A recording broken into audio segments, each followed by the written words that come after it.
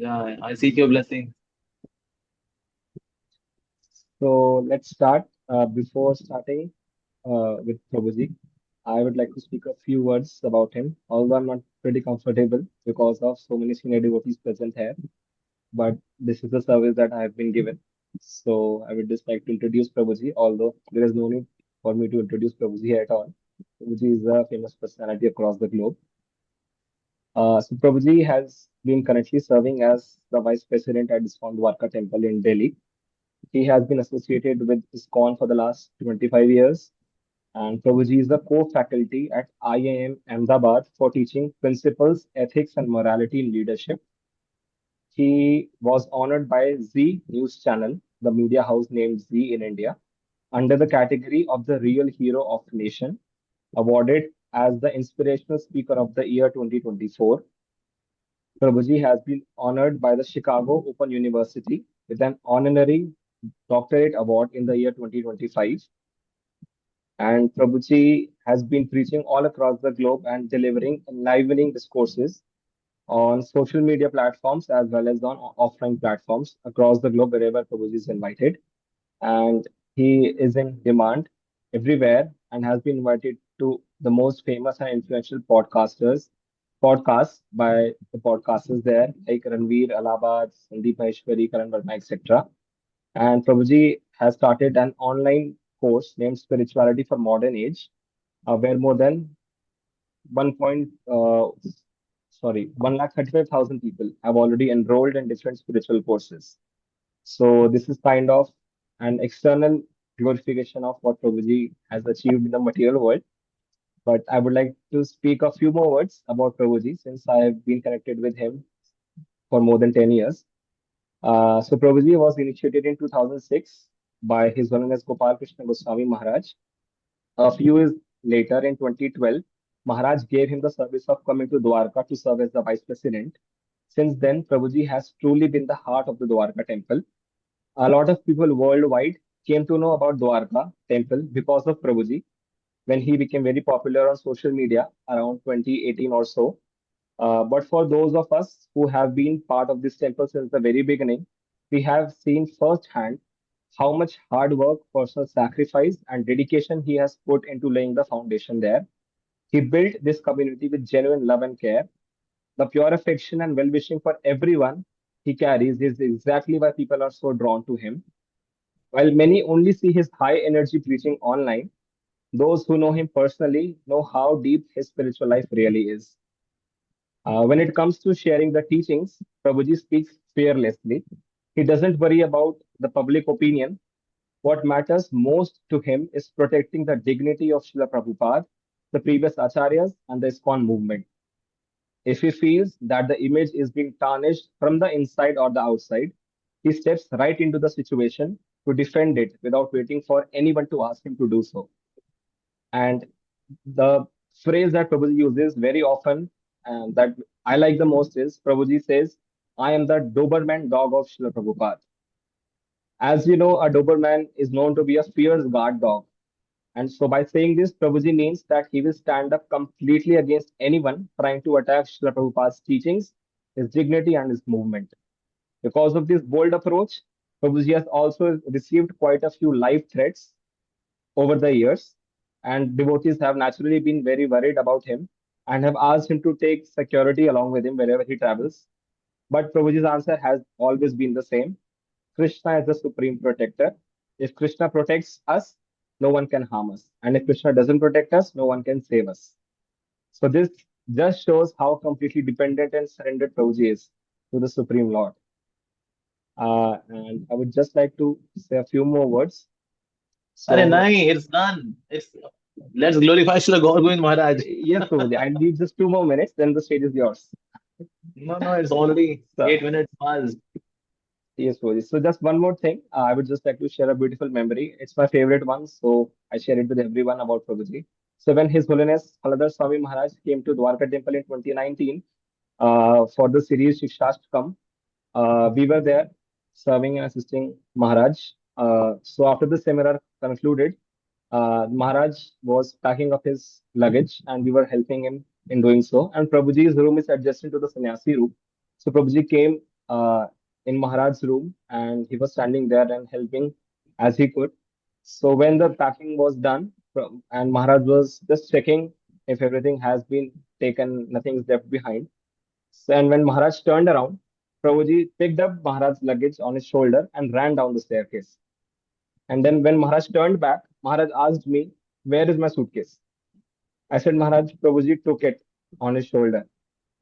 And then Maharaj said, "Go and stop him, because if he takes my suitcase, then I'll have to go to hell." So that tells us about the spiritual position, spiritual elevation that Prabhuji is currently in. So, and just one more thing, that uh, it's Prabhuji's kindness upon us that Prabhuji has graced us with his presence in this meeting. Recently, doctors have strictly recommended and restricted Prabhuji from speaking and preaching anymore due to a severe vocal condition that has been diagnosed in Prabhuji's throat. So that is why Prabhuji has stopped preaching completely. Uh, but because the doctors have warned that if he continues to speak and preach, then he could permanently lose his voice. So, but despite these serious medical restrictions, when we approached Prabhuji, Prabhuji immediately said yes. And as it is the natural humility of a Vaishnava, Prabhuji said that it is his great fortune that he is getting in glorifying a Mahabhagavad like Srila Gour Govinda Swami Maharaj. So we would like to offer our most heartfelt gratitude to you, Prabhuji, for being here. And uh, sorry for taking so much time in the beginning. And the stage is yours, Prabhuji. You can please start. Thank you so much. Thank you, Vaishnav Charan Renu Prabhu. I'm feeling embarrassed by so much of uh, glorification. But since you love me, so that's why you are blinded with love. What to do? But yes, thank you so much for your love. Thank you for those kind words. It's all mercy of Srila Prabhupada and all the wonderful Vaishnavas. And today I'm very, very fortunate that I'm getting a chance again to glorify Srila Gaur Govind Maharaj. And we have Lochan Prabhuji, who is Srila Prabhupada's disciple. He is present amongst us.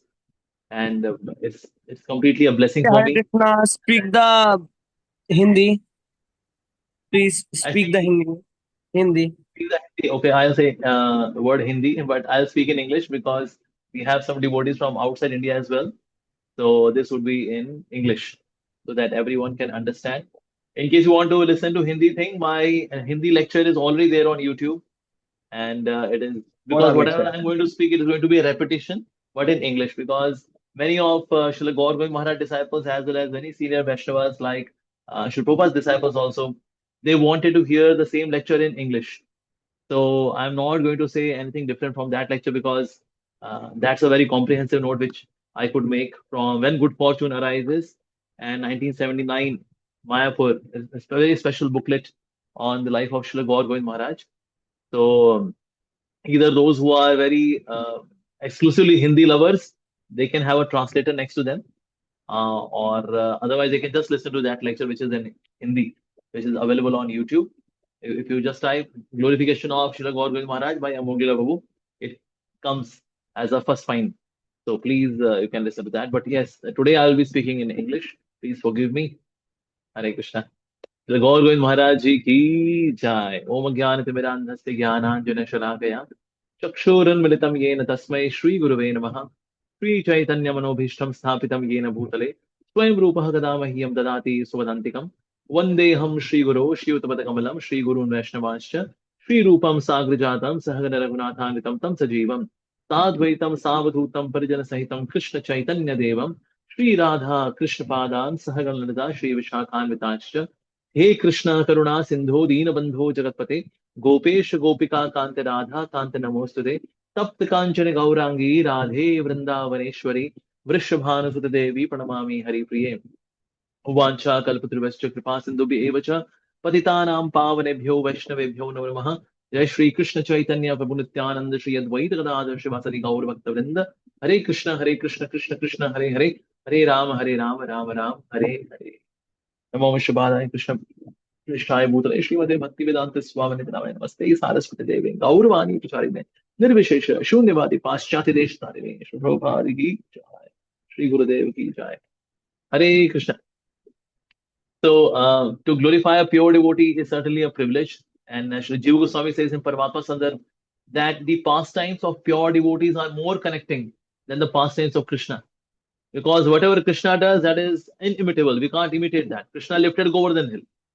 We cannot lift anything, maybe even not even a rock for 7 days on a pinky finger on left hand. We can't do that. So Krishna's pastimes are way too transcendental. But when we see the devotees' pastimes, they are also transcendental. But yet at the same time, we can relate to them because they also have a life where there is sadhana, and they do everything in a very extraordinary way in terms of their nature, their dealings, their behavior, their sadhana, their tapasya, their austerity. We take so much of inspiration from their life. So that way, discussing the pastimes of pure devotees are more inspirational for everyone, more than even pastimes of Lord Shri Krishna. Although Lord Krishna's pastimes are very, very purifying. So here we are getting a chance to glorify Shri Gour Govinda Swami Maharaj. So there are devotees who would be coming in the pastimes of Srila Prabhupada, who are associates of Srila Prabhupada, and they are Nitya Siddha Vaishnavas. And Srila Prabhupada, you also used to say that now and in future also, there would be many Nitya Siddha devotees, eternally liberated devotees, would be coming in this ISKCON movement to strengthen this movement. So whenever we would see that in a certain part of our movement, something is becoming weaker.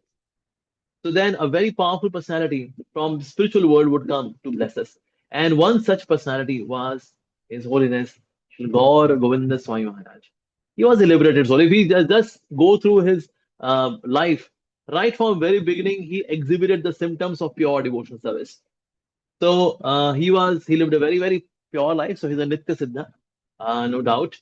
And he appeared on this planet on 2nd September 1929 in Jagannath, which is also known as Jagat Singhpur now.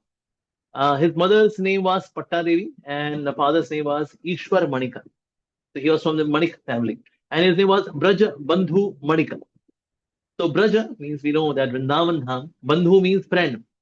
And Manika means jewel. So he is the priceless jewel among those who are very dear to the Brajavasis. So Braja Bandhu Manik. So Braja means Vrindavan, Braja, Bandhu means very dear, a Bandhu, a friend, Manika means jewel. He's a jewel among those who are very, very dear to the Brajavasis. So that way we can see that even his legal name is also very special. He took birth in a family who were very strict Gaudiya Vaishnavas. Even during those days, there were some groups who would say, they would claim that they are Gaudiya Vaishnavas, but they were not very strict in following the rules and regulations. But he took birth in a family where everyone was very strictly following the Gaudiya Vaishnav Parampara, Gaudiya Vaishnav system. So his mother was also a great scholarly person. She would do regularly katha in the nearby temple from Ramayana, Mahabharata, Bhagavatam, Bhagavad Gita. She would do katha.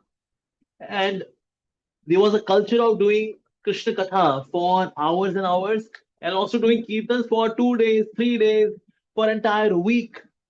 Continuous Kirtans would be there. So he took birth in such a family which was not just religious, but was deeply spiritual. And his mother would even walk for 14 kilometers for service in the temple and to do Kirtan. She would walk for 14 kilometers. And there were deities of Shri Radha Gopalji, and there was service going on to the deities for 35 years. So, but his mother had affection for different holy scriptures, but especially Brajabandhu Manik, that means Gour Govinda Maharaj, he had special attraction for Srimad Bhagavatam.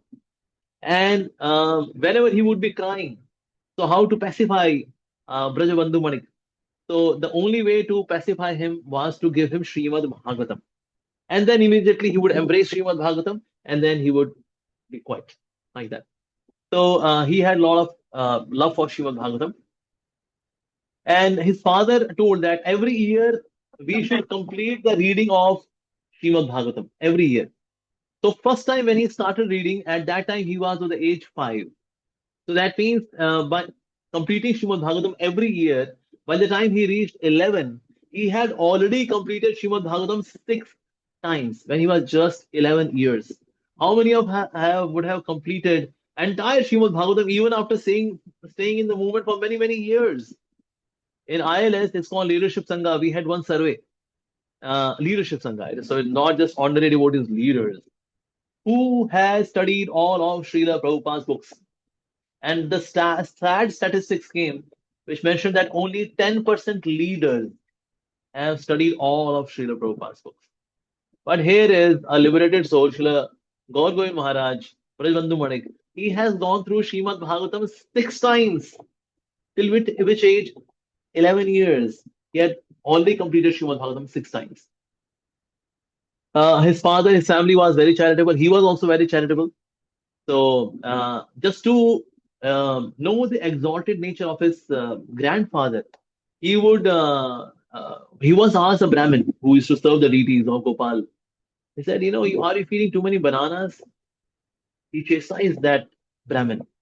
He said, you are feeding too many bananas to the deity. He said, but how come do you know this? He said, because I can see the mucus is there inside the nose of Gopal. So you are feeding too much of bananas. Of course, deities are transcendental, but sometimes deities have such reciprocation with the devotees, like that.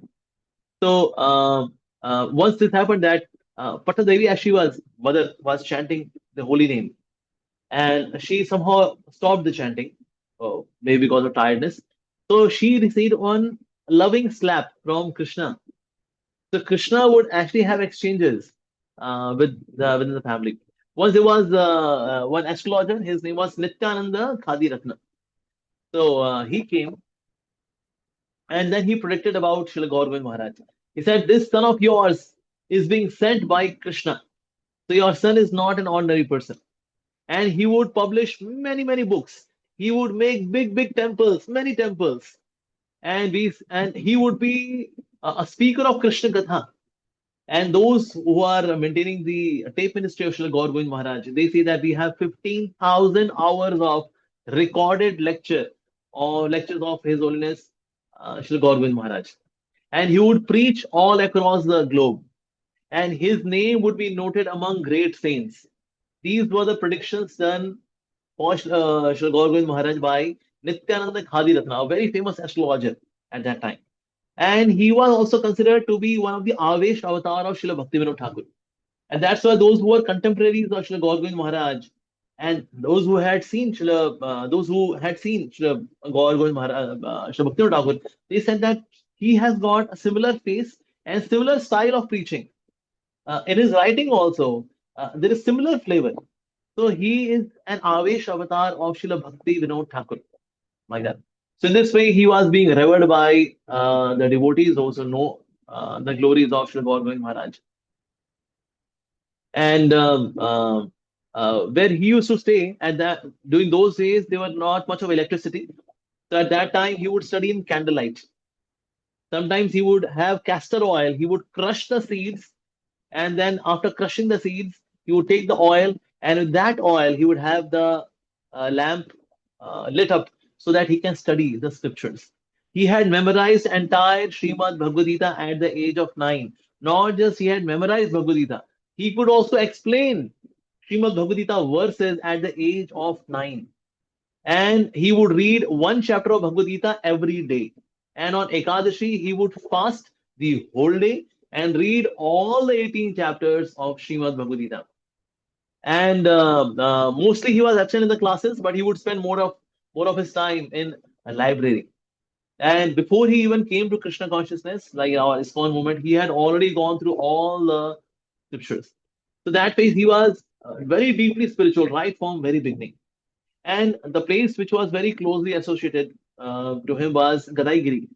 And over there, he would, many of the devotees, they would sing Kirtan of Ratan Das Thakur, especially his Kirtan style was very unique.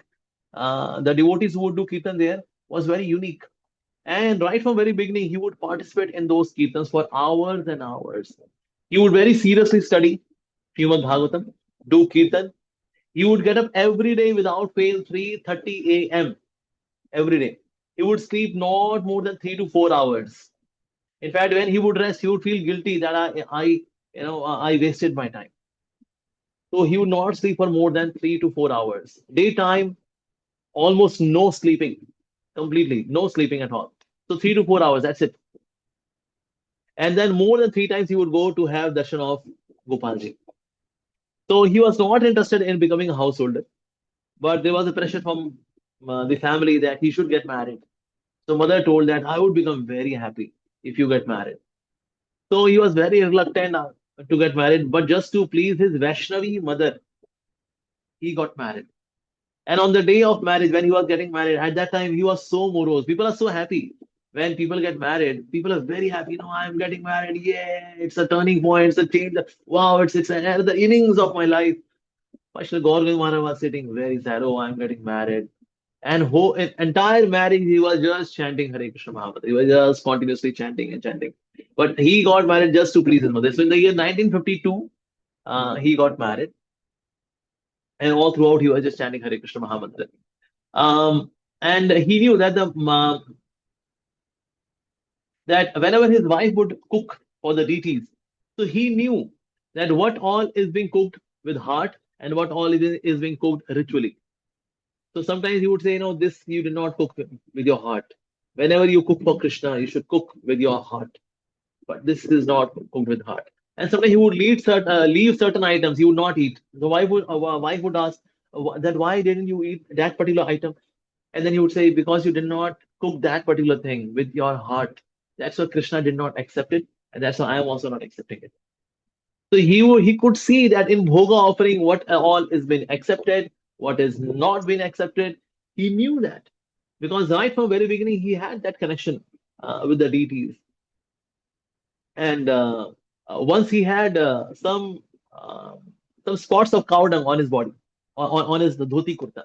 So the wife asked that, how come you got this different kind of spots on your dhoti kurta?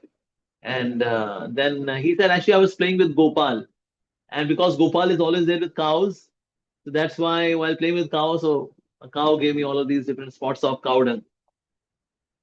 So right from very beginning, he has not met Srila Prabhupada up until now. Even then, in the family, there was so much piety, and so purity was there that he would have dealings with the deities, Lord Gopal.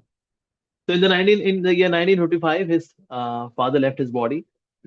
Later on, he completed his BA and B.Ed, and he scored second highest marks. Usually, those who come to devotional service, it is believed that they would not score good marks.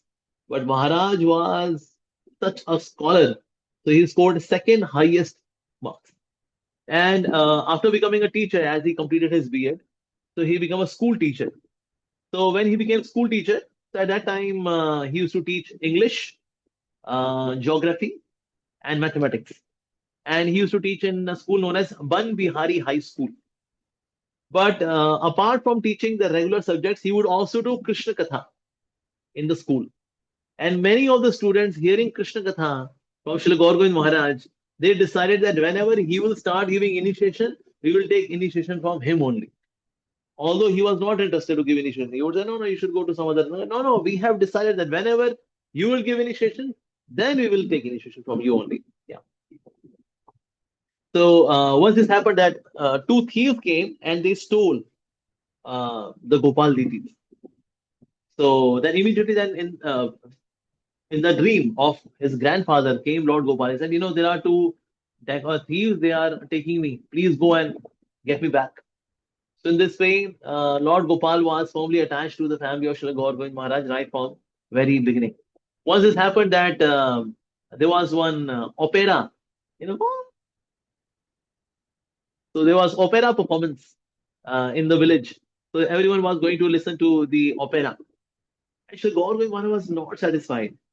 He said, how come all of you can go to and listen to opera? We should only listen to Harinam. We should only listen to Harikatha.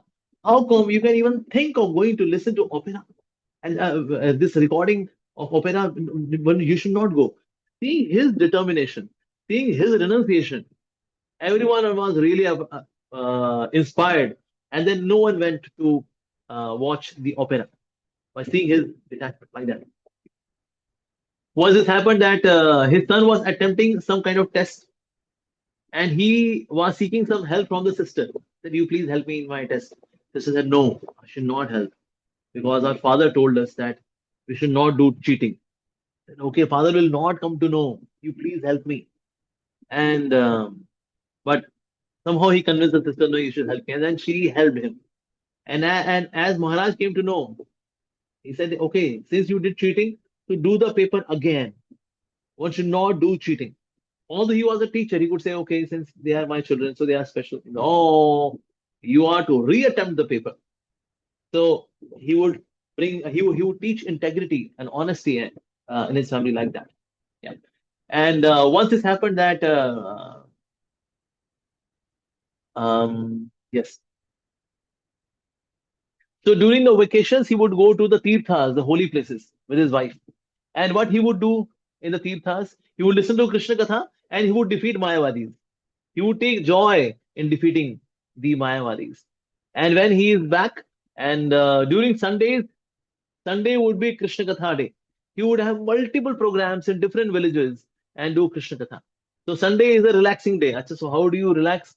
Well, relaxation means doing Krishna Katha for hours and hours, glorifying Krishna. He also used to write diary. Daily, he would write a diary. And by the time he had completed all of his diaries, 40 diaries were already completed by him.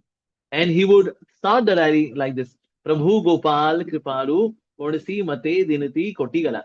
So, by the mercy of Lord Gopal, today my day was spent like this. And this way he would describe his day, but expressing gratitude to Lord Gopal always. And while writing, he would always pray, please make me Sansar Vairagi Yogi. Give me Prem Dhan. This is how he would conclude his everyday writing. Please make me Sansar Vairagi Yogi. Make me Sansar Vairagi. Make me completely detached, a yogi. That means a bhakti yogi. And give me Prem Dhan. So with gratitude, gratitude, gratitude, gratitude, and at the end, asking for Prem Dhan. That's it. Once he was teaching English. So in English, it was a poem on blind boy. And he was teaching this poem, Blind Boy. And he felt so disgusted. So he said, what am I teaching?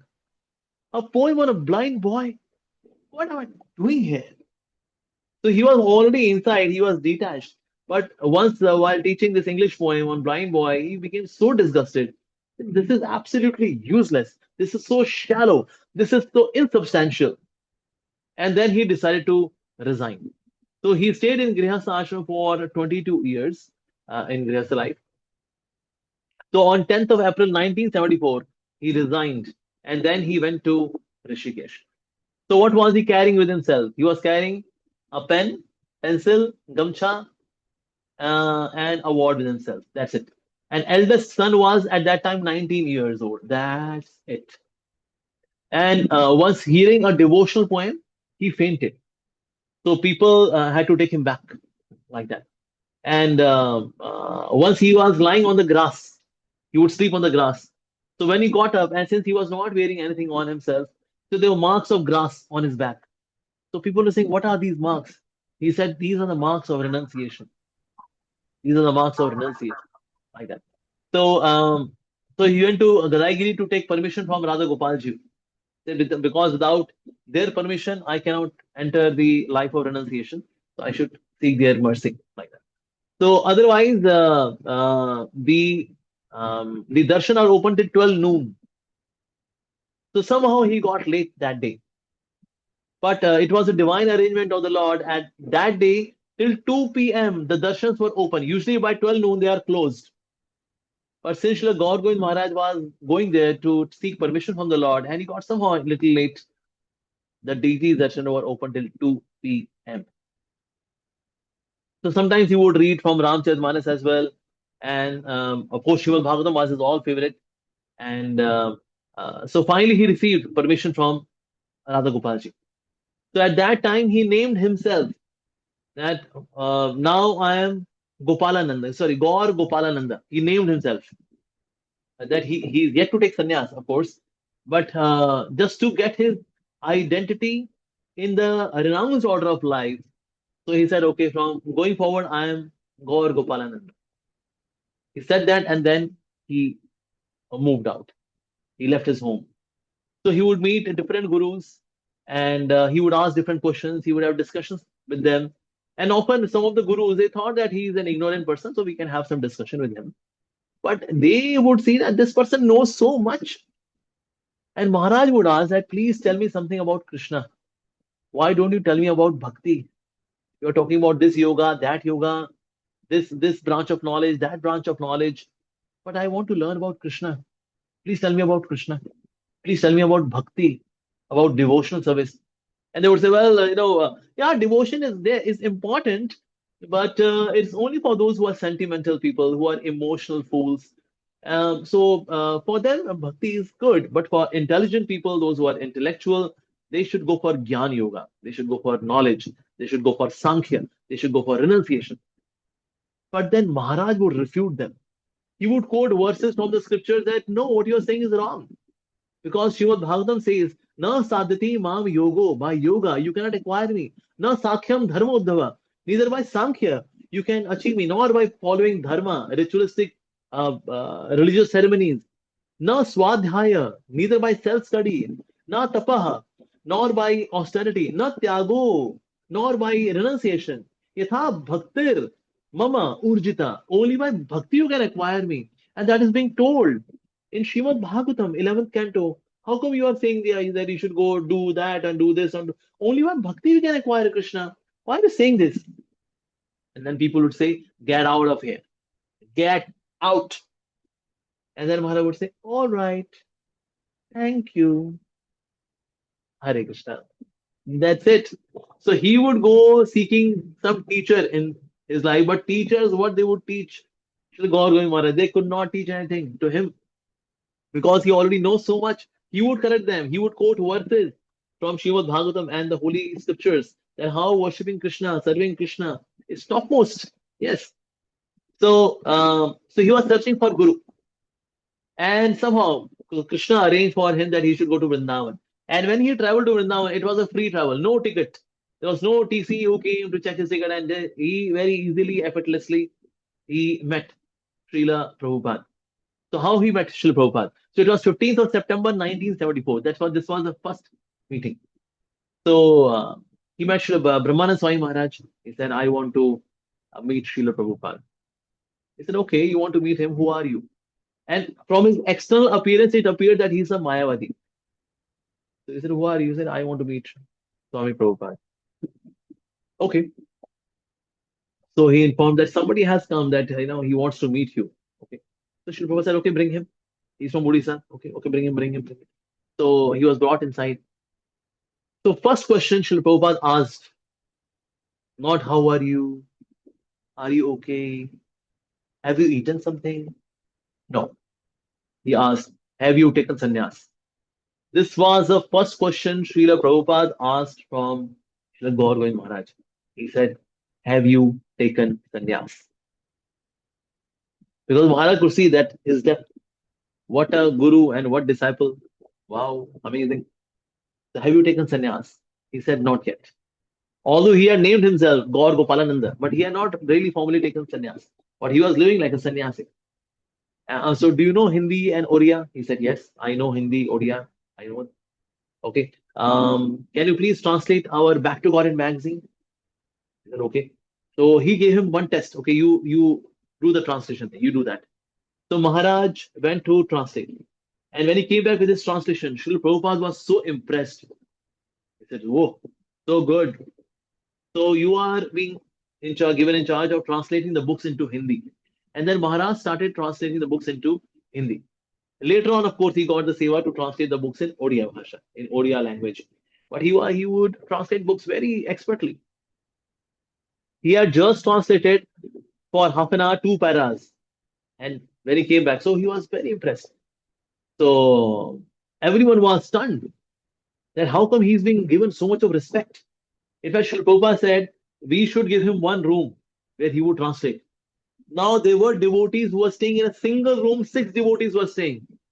And Srila Prabhupada said, give one entire room to this devotee. New person, he's been given entire room. And they were discussing who's been given entire room. Who's that person? Yes, that's some Mayavadi person has come. Some Mayavadi has come. Later on, they came to know that he's not a Mayavadi. He can thrash down any number of Mayavadis. Then later on, they realized who this person is. And then they were asking Srila Prabhupada that he's a new boy. How come this boy is being given entire room? Srila Prabhupada said he's not a boy. He's of your father's age. All of you are devotees because I made you devotees. He is already a pure devotee. He's very special. So that way, Srila Prabhupada glorified Srila Gaur Govinda Maharaj just by meeting him once. That's it. And then later on, he was given a chance to cook for the devotees. And Srila Gaur Govinda Maharaj, he cooked for devotees so nicely that everyone was licking their fingers.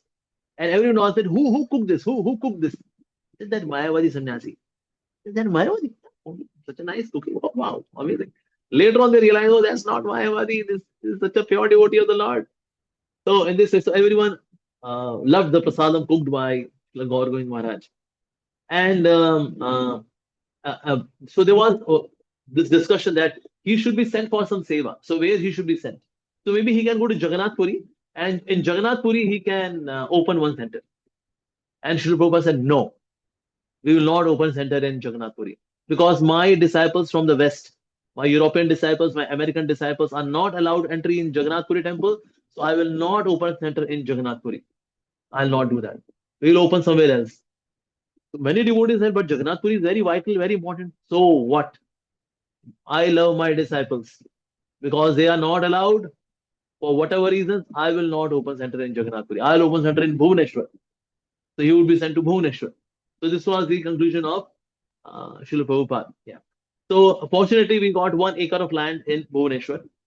Later on, of course, we got more part of the land as well. But yes, 1 acre of land was being allocated to ISKCON. So he received his first initiation in Mayapur, 24th of September 1974. Okay. He has just come few days, 15th September, he arrived. On 24th September, he was given first initiation. And when he was in Mumbai, 29th of October 1974, he received his second initiation. Their devotees were waiting for years to get one initiation and the second initiation. Srila Gaur Govind Maharaj, within couple of months, he received two of his initiations.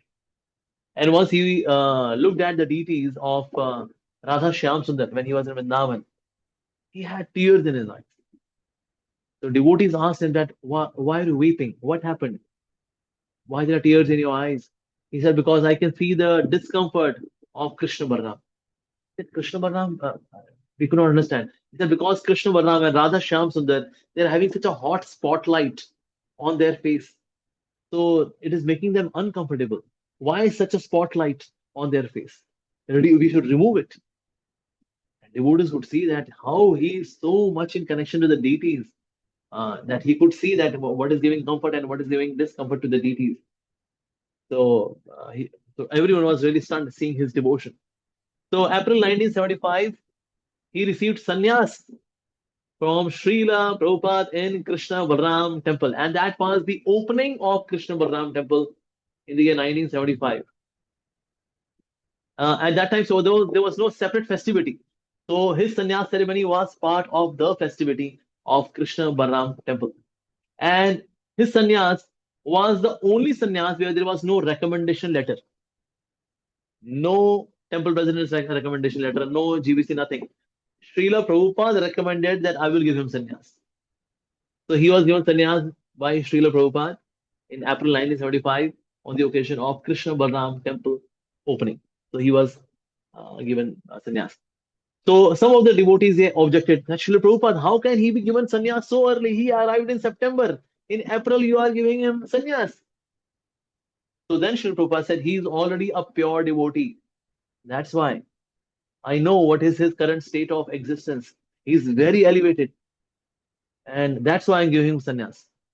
And for preaching, sannyas is required. And because Srila Prabhupada had made a plan that he would be sent to Bhubaneswar, Srila Gaur Govind Maharaj would be sent to Bhubaneswar for preaching. So for preaching, sannyas is important. So one should preach and one may have to also accept disciples. So that's why he should be given sannyas and he deserves it as well, like that.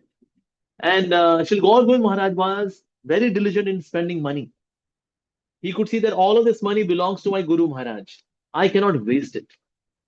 So sometimes he would walk for kilometers to save money.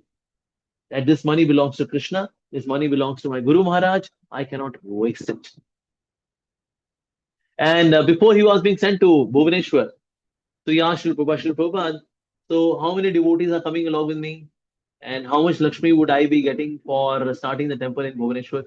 Srila Prabhupada said, when I came to America, I came all alone and I had no money.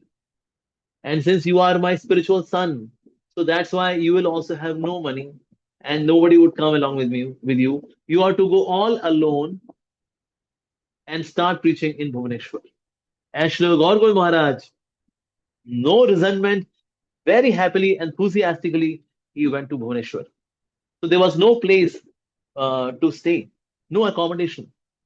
So Srila Gaur Govinda Maharaj would stay in different places. Sometimes, these are sarayas, they are small motels or hotels. There he would stay.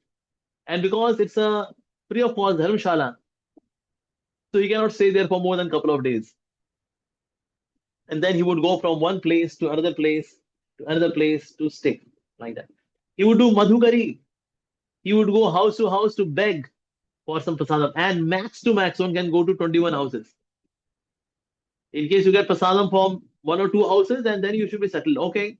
Madhukari doesn't mean that we just keep collecting, and then multi-story tiffin is being collected. This is my madhukari, so that I can comfortably eat in breakfast and lunch and dinner, and then thereafter as well.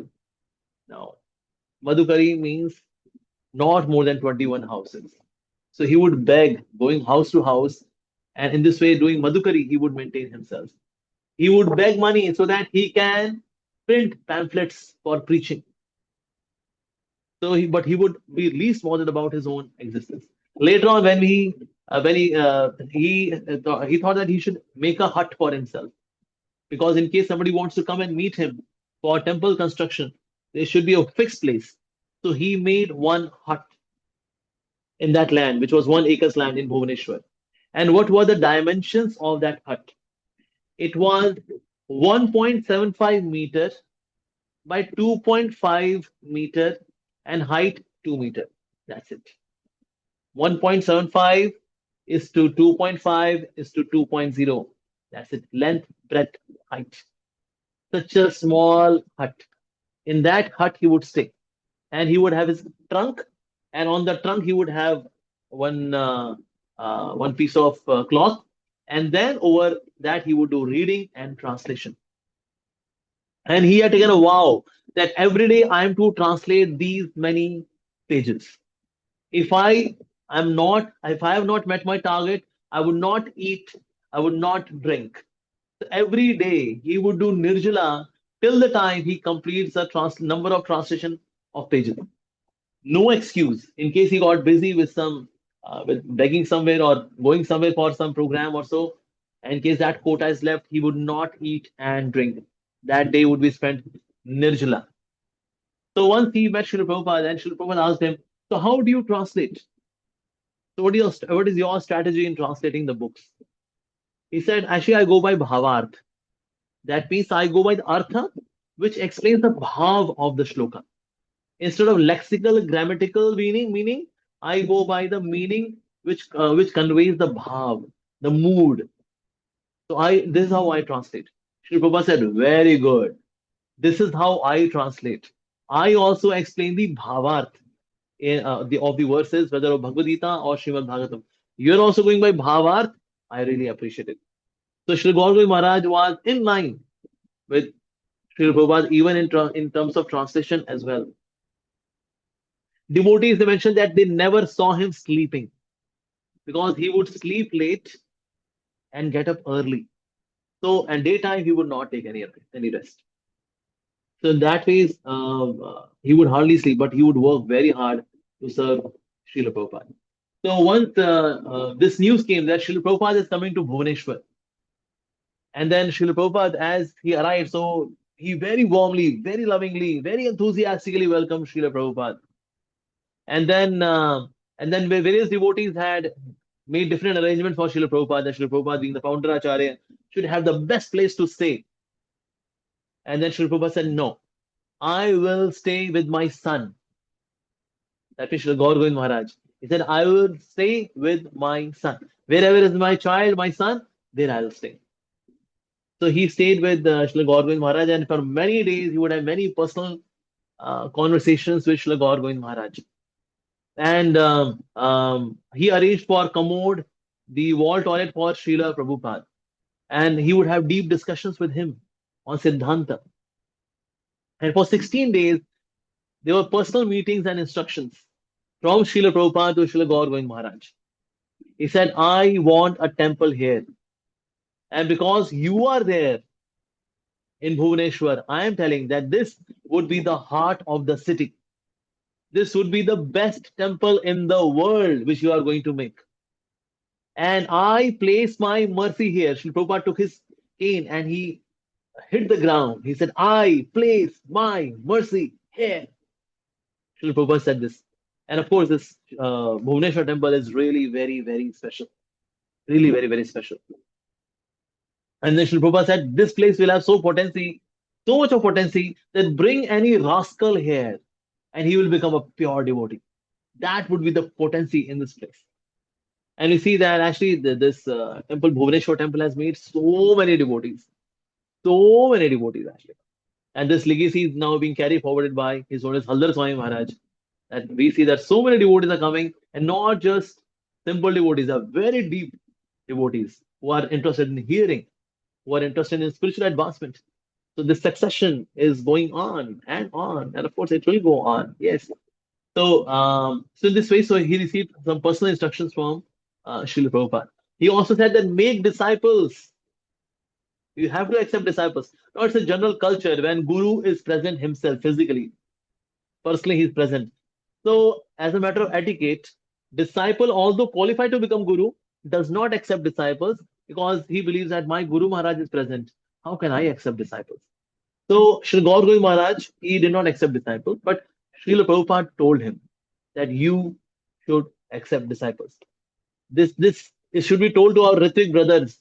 And our Ritvik brothers, Srila Prabhupada told his disciples to become Guru. Now, it's not that Gaur Govinda Maharaj did not keep the tape. In future, people will raise this question. So, can I have the recording? But of course, he is a Mahabhagavat. He's a pure devotee. He himself told that Srila Prabhupada told him that he should accept disciples because that's required for preaching. And he also had in this personal conversation, often people ask that who is Srila Prabhupada in the spiritual world? Some people say that he's a Gopa, he's a friend of Krishna, he's in Sakhiras. Some people say that maybe he's in Vasaras, maybe he's a Dasiras. So Srila Gaur Govinda Maharaj corrected. No, he's a Manjari. Srila Prabhupada is Manjari. And Srila Prabhupada personally told me that he's Manjari when I had 16 days of personal conversation with him. So that is, he is being personally communicated by Srila Prabhupada himself. That Srila Prabhupada was actually Manjari. How come for Mahaprabhu's preaching movement, Lord will send a Sakhiras devotee? Mahaprabhu came to experience Radha Bhav and he came to give Manjari Bhav. And to give Manjari Bhav, he would send one Sakha. Then, my dear Sakha, you spread Manjari Bhav. How is it possible? So he has to be Manjari. And this was confirmed by Srila Gaur Govinda Maharaj. And some other Vaishnavas also. Like Sripad Aindra Puji also confirmed this, and Srila Prabhupada was a Manjari. So which particular Manjari, I do not know about this. Some people say that he was Lila Manjari. He is Lila Manjari in Radha Krishna Lila. But that was confirmed by Srila Gaur Govinda Maharaj, that Srila Prabhupada personally told me that he is a Manjari. And then Srila Prabhupada also told him some of the mantras for preaching and management. He said, since you are a pure Brahmana, you are a Vaishnava who is a very Brahminical in nature, who is translating, but you also have to manage the institution, the particular center in Bhubaneswar.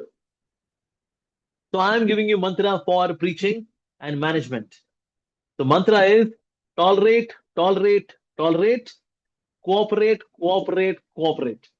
So this is the mantra. If you follow this mantra, your preaching and management would be successful.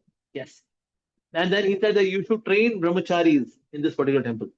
This temple should be known for training the brahmacharis. That's very, very important. Yeah. And Srila Gaur Govinda Maharaj also started bullock cart preaching. He would have Gaur Nitai installed on the bullock cart, and then he would go to neighboring areas and do preaching like that. And once he came to meet Srila Prabhupada in Vrindavan Dham, yeah, and Srila Prabhupada, he took Jagannath Prasad, and then Srila Prabhupada said, I cannot taste it. I cannot taste it. And then Srila Gaur Govinda Maharaj said that he said, Srila Prabhupada, you are already tasting the nectar of Krishna Katha and Krishna Nam. So it is not that you can't taste anything. No, you are already tasting the nectar. Yes. And then before going to Bhubaneswar, as he met Srila Prabhupada last time, so as he was leaving, so at that time Srila Bhakti Charu Maharaj was serving personally to Srila Prabhupada. So Srila Prabhupada asked Bhakti Charu Maharaj, how is Gaur Govind Swami going back to Bhubaneswar? He said, I think he'll go by train. But how will he go to Mathura station? He said, I think he will make some arrangement, maybe by rickshaw and all. He said, no, arrange a car. So that from Krishna Balaram temple, why using a car, he should go to Mathura station. And from there, he can catch up the train. So please arrange car for Gaur Govind Maharaj. So that was a love of Srila Prabhupada for Srila Gaur Govind Maharaj. And this was the last meeting of Srila Gaur Govind Maharaj and Srila Prabhupada. But he always remembered his instructions that I am to make temple, I am to increase the preaching, I am to translate the books. So this way, he would always remember the instructions given by his beloved spiritual master, Jagat Guru Srila Prabhupada. And then he would go begging sometimes to make the temple, and he would go to different places and do kathas, and people would be stunned hearing Hari Katha from his mouth, and he would pay money as much as possible. Once there was cloth being brought for his dhoti kurta. So there were two kind of cloths. One was 40 paisa per meter, another was 1 rupee 20 paisa rupees per meter. So he said, 1.2 rupees per meter is very costly. I will go for 40 paisa per meter cloth. Everyone said, but you are a sannyasi. Sannyasi should wear good quality cloth. So why are you wearing this third class quality cloth? It is just 40 paisa per meter. At least go for 1.2 rupee per meter. Said, no, I can't waste money. Each and every speck of money is for Krishna. It's for my Guru Maharaj. So this the cloth merchant, he came to know that Srila Gaur Govind Maharaj is willing to wear 40 paisa per meter cloth just to save money for temple. He came to meet Maharaj. He said, Maharaj, I am giving you this 1 rupee 20 paisa per meter cloth to you at the cost of 40 paisa per meter.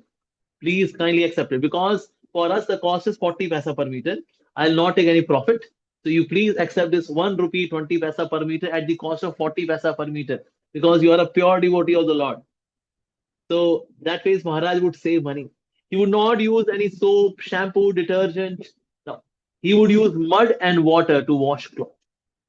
Very, very simple life. Very simple life. Once he was doing kirtan, he was invited by Bhakti Madhav Daita Goswami Maharaj. He was invited. And while doing kirtan, he started dancing. He was dancing and he was calling out, Ha Gauranga, Ha Nityananda, Jai Govinda, Jai Krishna. And the way he was dancing, everyone was stunned. And he had a big smile on his face. Big smile. And then he sat down.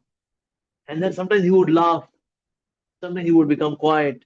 But he had big smile on his face. Sometimes he would look on certain devotee and then on one side, then to another side. But the way he was exhibiting the devotional symptoms, everyone was really stunned. So people thought that maybe he is having some kind of disease, and that's why he sat down. Maybe he got too much tired, maybe something physical. And then there was one astrologer who was a Sri Vaishnava. He said he checked his nerve. He said there is nothing wrong with him. There is no disease. He is in a bhava state. He's in a state of bhava. And then the devotee thought maybe this astrologer does not know. Maybe he's having some disease. We should also bring some Ayurvedic doctor. And then one Ayurvedic doctor was also invited. And then this Ayurvedic doctor, he checked his pulse. Everything is fine. There is no disease. Then how come he's sitting like this? He's all stunned. He's not moving. But strangely, he's having a big smile on his face. What is this? So then came Akinchan Krishnadas Babaji Maharaj, who was godbrother of Srila Prabhupada, the disciple of Srila Bhaktisiddhanta Maharaj. And Akinchan Krishnadas Babaji Maharaj, he was known for chanting. He would chant every day 192 rounds. He had so much of taste in the holy name. So he came. He said, After touching Srila Gour Govinda Maharaj, he said, Are Baba, why are you worrying? He is in a state of bhav. Do not worry.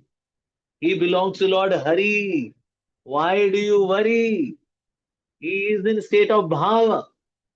And then he started laughing. And everyone was stunned that Srila Gaur Govind Maharaj, he's also having a big smile on his face. He's sitting completely stunned. And there is Akinchan Krishnadas Babaji Maharaj. He's also like that. Two ecstatic people and all around sadhakas, simple devotees. They were stunned that what's happening. Wow. And everyone could appreciate this. So that way, some of the devotees they got a little confused. They said that maybe maybe Akinchan Krishna Babaji Maharaj and this Ayurveda doctor, they are not able to diagnose. Maybe some ghost might be haunting him. So some of the exorcists were called, expert exorcists. We should bring them from Navadip. And from Navadip came very expert exorcists. They said, Are, don't worry. We will kick out all the ghosts from the body of this Swamiji. And then he took out his Janeu, sacred thread, and they started chanting some mantras. And as they were chanting, there was nothing happening. Rather, their Janeu got broken. And oh, the ghost inside him is very powerful. That even while reciting mantra, the thread got broken. Maybe the ghost inside him is way too powerful. Yeah. Some other exorcists came. Same thing happened to him. And when this was happening, at that time, Maharaj was laughing loudly. And when he would laugh and laugh, and then exorcists would feel that maybe ghost is making him laugh like this. But all the exorcists, they said, well, he's beyond us. We can't break our Janeu more. We have got limited stock of Janeu. Whenever we roll our finger around Janeu and chant any mantra, the Janeu gets broken. He's whatever is inside him is very, very powerful. We cannot diagnose, we cannot cure. Please forgive us. Left. But Maharaj was in ecstasy. He was least bothered. He was least bothered, but he would live very, very austere life. So his body was really emaciated, very, very thin actually. And in that state of ecstasy, he would go sometimes and seek blessings from devotees. Sometimes he would say, Please forgive me. I might have offended you. Please forgive me. Please forgive me. He would go to different devotees, paying obeisances to them. So one Ayurvedic doctor, Narayan Ramanuja Das, he came and he diagnosed him. He said, Are Baba, he is in a state of bhava. And whatever he's doing now, he's maturing his love. He is already Uttam, and from Uttam, he is going to even greater Uttam stage. He is that. And currently, the state he is in, there are two possibilities. One, Krishna will take him to Golok Vrindavan. Now, in front of our eyes, he will go back home, back to Godhead now.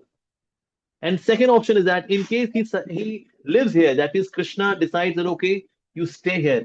He will be the Acharya. He will be such an amazing preacher that just by looking at him, people would become devotees. He would slash down all atheistic, all Mayavadi kind of conceptions effortlessly. He would be a powerful preacher. He would transform hearts of hundreds and millions of souls. He predicted. So now we have to see what Krishna decides for him. Whether Krishna takes him to Golok Vrindavan or Krishna leaves him as an Acharya. This is what Narayan Ramanuja Das, who was the Ayurvedic doctor, he told me. And then Maharaj at that time, he would stay in a state of ecstasy. And Lagudi Prabhu, who was serving him at that time, he could see that Maharaj is very different. Sometimes his body color would change. Sometimes the body color would become red. Sometimes body color would become pink. Sometimes white. So different color would be exhibited by his body. And somebody suggested that we should take him away from Mayapur Dham. If he stays in Mayapur Dham, he would keep exhibiting such ecstasy. And once Lagudi Prabhu, he saw from the window, he had darshan of Maharaj's spiritual form. He was there in his Manjari Bhav, Manjari Swarup. He is having his a radiant complexion, and red color sari was all around him. So Shri Gaur Govind Maharaj completely transformed into his Siddha Swarup. And Lagudi Prabhu saw, what am I seeing? What is? Am I dreaming? Am I hallucinating? No, I'm not hallucinating. I'm not dreaming. I'm seeing spiritual form. He was stunned. And because he was serving so diligently, so submissively, and that's why Maharaj showed his Siddha Swarup to him. As he's wearing a red color sari in the Manjari for 14 years old girl, like that, exhibiting different ecstatic symptoms, changing of color, horripilation, watering of the eyes, changing of the bodily color, devastation, perspiration, becoming stunned. All of these ecstatic symptoms, which are mentioned in Bhakti Rasamrita Sindhu, were getting exhibited so distinctly and so evidently in the body of Gaur Govind Maharaj. And what am I seeing? I'm so fortunate. He did not just see Gaur Govind Maharaj in his spiritual form. He also saw Krishna talking to him, and Krishna was there with him. So he had darshan of Krishna as well as Shri Gaur Govind Maharaj's spiritual body. So after some time, he asked everyone that, no, it's been a long time. So how much time has passed? He said, Maharaj, 4 months. I said, 4 months? What was I doing 4 months? Was I sleeping? I was sleeping for 4 months. He said, no, no, something else. What? And then he started asking, what is this? He said, Maharaj, this is hand. This is your hand. And this is also my hand. And what is this? He said, this is your body. This is a body in this world. He said, oh, I have taken this material body. And then Maharaj came back to his external consciousness. And he was asking about everything. What is this? What is this? And finally his own body. And then he was told that you are in this body. So actually his consciousness was on a different platform. And Lagodi Prabhu, he heard Krishna telling Shri Gaur Govind Maharaj, I give you this benediction of Ichha Mrityu. Whenever you desire to die, then you will leave the body. Whenever you want to come, you will come as per your will. Krishna gave the benediction to Shri Gaur Govind Maharaj of Ichha Mrityu. Wow. And during those days, of course, Maharaj was living in Bhubaneswar. Now it is city, good facility. But at that time, there was just hut, no furniture, only trunk. Trunk was used as a desk. Snakes would be all around. Sometimes when Maharaj was translating, would be translating books. Snake would come from the rooftop and would come on his body and then just pass. And then Maharaj would not do anything. And then snake will just go away and then he would continue his seva like that. And there were all around him, there were deer, there were monkeys, peacocks, elephants, scorpions, even ghosts, local dacoits. They would challenge him. But Maharaj would continue his seva like that. And from his room, from his hut where he was staying, often he would sing verses loudly for hours and hours. And whenever he would give class, first he would glorify Srimad Bhagavatam. In case there is a class on Srimad Bhagavatam, so first half an hour he would glorify Srimad Bhagavatam. Then class will start. If class is going to start at 8 o'clock till 8:30, there is glorification of Chaitanya Charitamrita and Srimad Bhagavatam. If it is Chaitanya Charitamrita class, Chaitanya Charitamrita glorification, and then class will start. This was his standard. And then he would continue for 2 hours, 3 hours, 4, 5 hours, like that. So one time, one devotee said, Maharaj, actually, you can't speak for more than 1 hour because we have time till 9 o'clock. From 8 o'clock to 9 o'clock, we have class. Maharaj said, don't choke me. Do not choke my throat. If I am glorifying Krishna, please don't choke me. And once one devotee said, Maharaj, actually, we have time is up for Katha. And then Maharaj started laughing and laughing and laughing. Then, Maharaj, why are you laughing? He said, because Krishna is unlimited and you are trying to make unlimited limited. by making me stop the class at 9 o'clock. So that's why I'm laughing that how can you think of making unlimited limited? So that's why I'm laughing. So Sri Gaur Govinda Maharaj, he would glorify Krishna more and more and more. And in his classes, he would be very personal. And while giving class, he would even indicate towards certain devotee. Hey, you, Vaishnav Charan Renu, this is for you. Yes, Maharaj. Yes, Maharaj. This was for you. Hey, Madhavananda. Hey, you. So he would indicate towards devotees, and in case somebody is sleeping, in the class, he would make that devotee realize that he is not going to sleep in the class ever because that's Hari Katha. And Hari Katha is non-different from Shrimati Radharani. It's like holy name is non-different from Krishna. So Hari Katha is non-different from Radharani. And how can you sleep while taking mercy from Shrimati Radharani? So he would chastise that devotee, or sometimes he would have his stick and he would hit mildly on the head of the, hey, hey, get up. And then that devotee would get up like that. But he would glorify Krishna so much. Once he was in Australia, he give class 3 hours in the morning, 3 hours in the evening. And this way he continued for single verse for 4 days, 3 hours for 4 days, in morning and evening. And devotee said, Maharaj, then when will we complete Srimad Bhagavatam? If you speak on one verse, that to 3 hours morning, evening for 4 days on single verse, then when will we complete Srimad Bhagavatam? And then Maharaj said, actually, each and every verse of Srimad Bhagavatam is so deep that we can speak for hours and hours and days and months and months. Each and every verse is so deep. And Maharaj would give such deep explanations from the words of the Acharyas. He would give such scholarly, at the same time, very devotional explanations. He would do that. And then he would have Padyatras also. Yeah.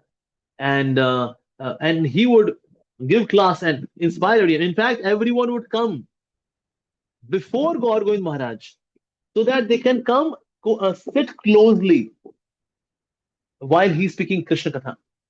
So that when he's speaking Krishna Katha, while speaking Krishna Katha, when tears come from his eyes, they can have darshan of the tears in his eyes. And sometimes he would get into ecstasy while speaking about Krishna. They can see that ecstasy closely. So that's why many devotees would come even half an hour before the class so that they can sit closer to Vyasasan, so that they can have closer darshan of Srila Gaur Govind Maharaj. So his classes were very, very inspirational. He would roar like a lion. He would come with his many of the notebooks. He would cover the table with many notebooks. Some of the books which are very old, some of them are even 40 years old. He would have that here's a particular song of Vaishnava Acharya. At that time, this song book was not there, Vaishnava song book. So he would sing songs. Someday he would take out his notes and he would bring big, big books, Sarartha Darshani and different books, and then he would speak. And he would give very authentic presentation from the Shastras. And so whenever he is speaking, then he would not even need prasadam or water, nothing, nothing. He would just glorify Krishna, full-fledged. And he would not, and he would take prasadam only once in a day. Otherwise, he would take lemon water, and then lunch. Then there is water. That's it. Only prasadam once in a day, and that's it. That's it. So he was that way. He was very, very austere. Once Maharaj was in his hut. At that time, one envious Mayavadi came and he started debating with Maharaj. And Maharaj destroyed all of his arguments very effortlessly. And that Mayavadi who was defeated, he was very egoistic. He said, how can I be defeated? He transformed himself into a scorpion. And not just small scorpion. It was like 1 foot big scorpion. Big scorpion. And then out of enviousness, he even stung Maharaj. But since here is a pure devotee who is a Manjari in the Lila of the Lord, you are stinging whom, Baba? So after stinging Maharaj, this scorpion died. So devotees, when they came into the room, they were stunned to see such a big scorpion, but died. Why? Because as he was trying to hurt Maharaj, but Krishna is there to protect his pure devotees. So in this way, so this Mayavadi was delivered by Maharaj. Yeah. And Maharaj used to say that the day I speak Bhagavatam is a good day. And the day if I do not do a Hari Katha, that's a bad day. Because it is not Hari Katha, it is Hari Madira. It is intoxicating. So like that. And then often while speaking, he would sing, he would dance, like that. One of his disciples who died with a tumor. So he said that my disciple, so this devotee asked him that since she was your disciple, so has she gone to spiritual world? And then Maharaj said, no, she has gone to Swarga. He went to, so I also met her. I also went to Swargdwar. And now she has become cow in Swarga. So there were 10 days Kirtan. So she has gone to heaven. I also went to heaven. I saw her. She could not recognize me, but I recognized her that here is a cow in heaven, but she is actually my disciple. So that is Maharaj would have his very mystical connection with his disciples. Yes. And sometimes once devotees asked him, can we have peacock feather on Krishna, on Mahaprabhu? He said, if you apply this peacock feather, knowing that Mahaprabhu is Nagar, he's a hero, and he can have heroine with whom he can dance, then it's a rasabhas. So ideally, one should not place peacock feather on Krishna, Mahaprabhu's deities because he's in a devotee bhava. He's in the mode of a devotee. So he should not. There should not be any peacock feather. Although as a matter of decoration, there can be peacock feather here and there. But in case you see that Mahaprabhu is also Krishna, so he's also hero, and he can also dance with heroines, that's up sampradaya, Gauranga Nagari. So one should not do that. And once he got Krishna Balaram in his dream, he said, we want to have Chandan Yatra and boat festival. And then Maharaj arranged for a very extensive boat festival. So there was one ditch which was being dug and it was covered with water. And there was boat festival for Krishna Balaram. And then Maharaj arranged for dancers to dance for Krishna Balaram and recitation of Gita Govinda. Because Gita Govinda is very dear to Krishna. So recitation of Gita Govinda. He arranged for that. And Gaunitai, which were given to him by Loknath Maharaj, and Loknath Maharaj would come later on to take the deities of Gaunitai from Maharaj. Later on, when Loknath Maharaj came, deities refused, said, no, we want to stay with Gour Govinda Maharaj. And in this way, they continued with Srila Gour Govinda Maharaj. And he would go and travel extensively. Yeah. And his preaching, the glories of his preaching spread all across the globe. So many devotees from Europe also invited him. And first time, Maharaj boarded the flight. And there he saw air hostess. And the air hostess was serving different men. So we like to have veg or non-veg, sir, this, that, sir, yeah, this, that. So Maharaj was not happy. I said, she's a woman. Why is she serving all these men? Why? And then devotee said, actually, Maharaj, she's the air hostess. That's her duty to ask whatever they want. But that's not good. She shouldn't be serving like this men, all these men who are of different kind of character. Why is she serving them? So Maharaj was not very comfortable. So Maharaj reached Europe, and since during those days they were fall down of some gurus, and that was very devastating for the disciples, that we are shelterless. At that time, when Srila Gaur Govinda Maharaj arrived there, that was such a solace. That was such a source of nourishment for the devotees in Europe. Devotees would come and they said that, Maharaj, after hearing you, we feel that Srila Prabhupada has come again in your form. Thank you for coming here. Thank you for nourishing our spiritual lives. Thank you, Maharaj. And Maharaj was so simple. Maharaj, as he went there, so he asked, okay, where to take bath? He went to the bathroom, but there was no bucket and there was no mug. He said, so where is the bucket and where is the mug? Devotee said, here we have a shower, so you can take a shower. He said, shower? That's not the way to take bath. One should have bucket and mug. And then Maharaj got this bucket, filled the bucket with shower, not with the tap, with shower. He filled the bucket and then he took bath. In fact, one of the temples in Europe, the bathroom was as big where 100 people can stay. Oh, so he said, why such a big, this big room is for what? He said, Maharaj, that's bathroom. and then Italian tiles and everything was very regal, very royal. Maharaj said, "This is not a place for a sannyasi. This is so aristocrat. This is so regal. This is so royal." And then from that bathroom, he took his bucket filled up, and then he came to the balcony, and there he took bath to tell everyone that's not a place to take bath. This is too much of facility actually. A sannyasi should live very simply. Sannyasi should not be demanding so much of facility. So much one should not be very comfort seeking. That's not good. So Maharaj was establishing with his own example that how one should actually live being a sannyasi. And Maharaj would speak on different topics, but especially when he would talk about Guru Tattva, then he was in a different state altogether.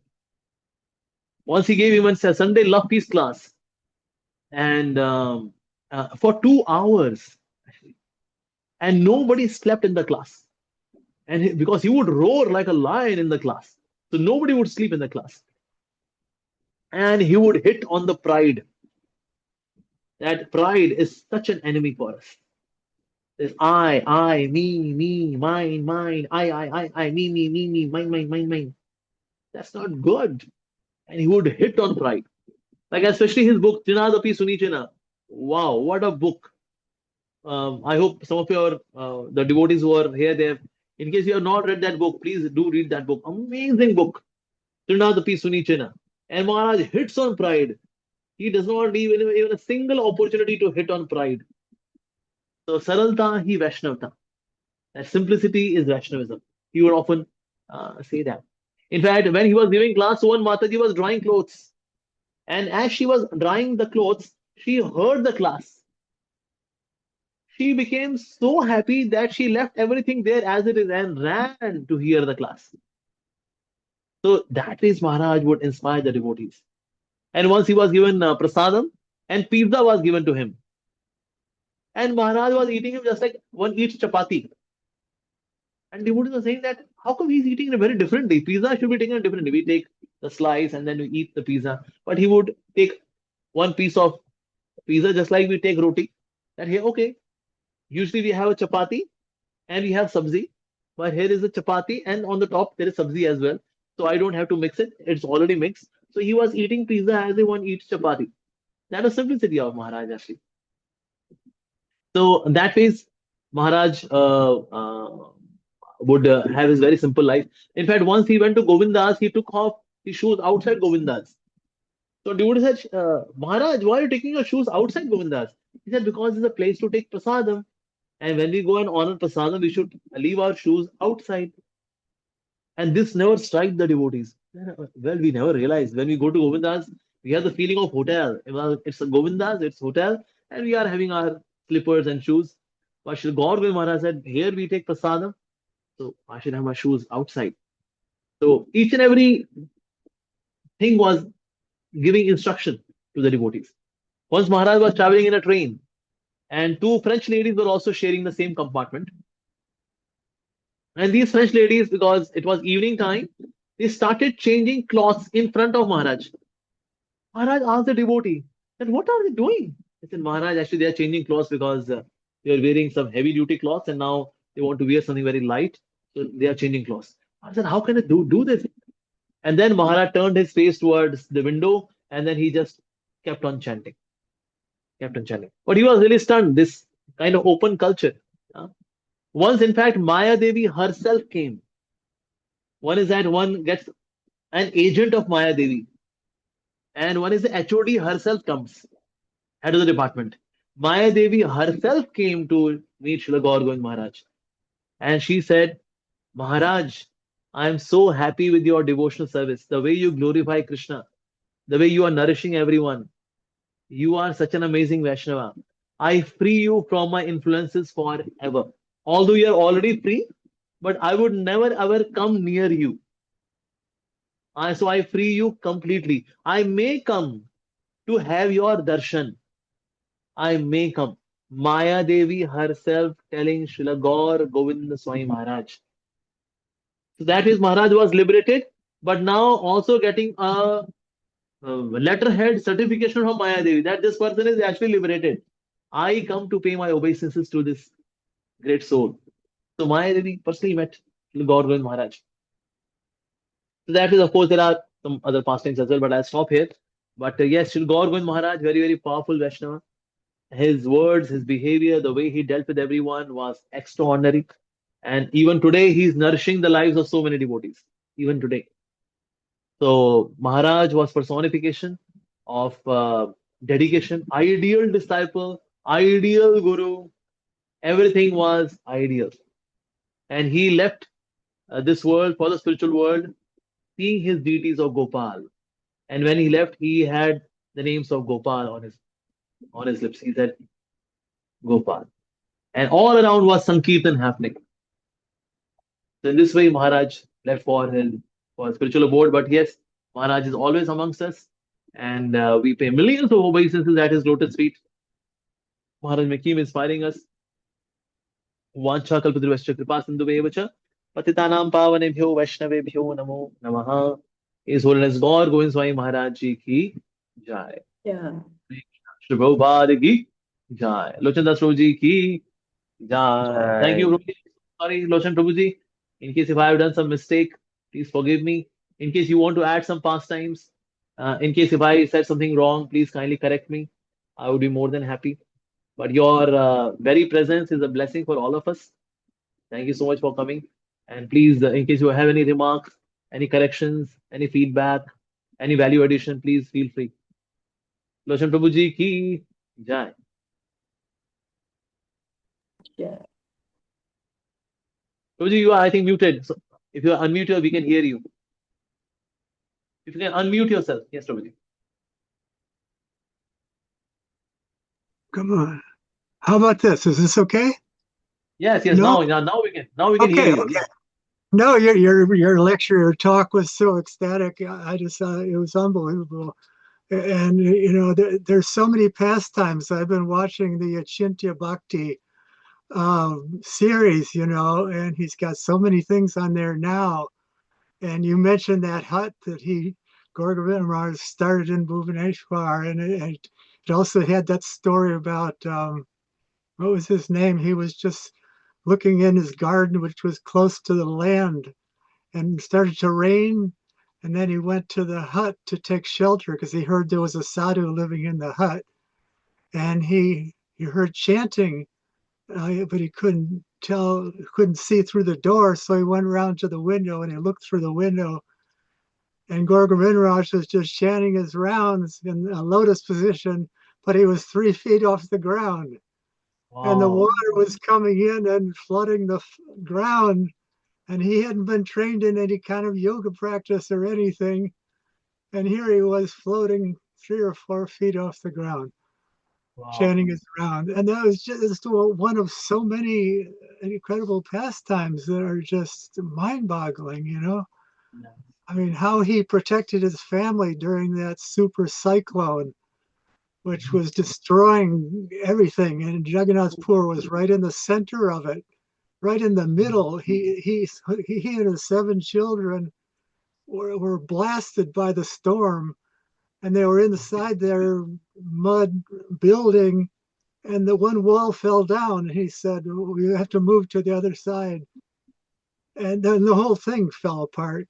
And they were out in the midair, and he just put this tarp over them and told them all to chant Hare Krishna, and the mantra saved them.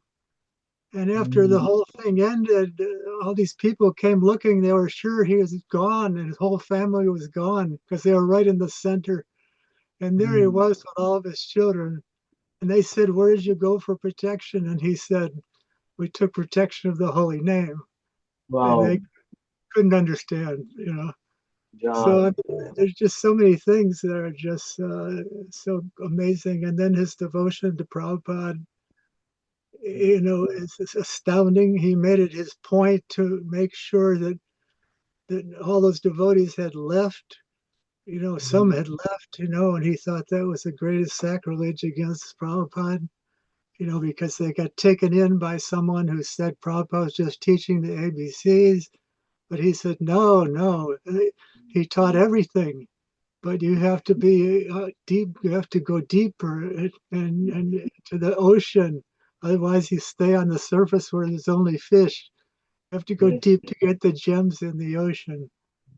And then one thing that impressed me so much was he said that you have to cry for Krishna.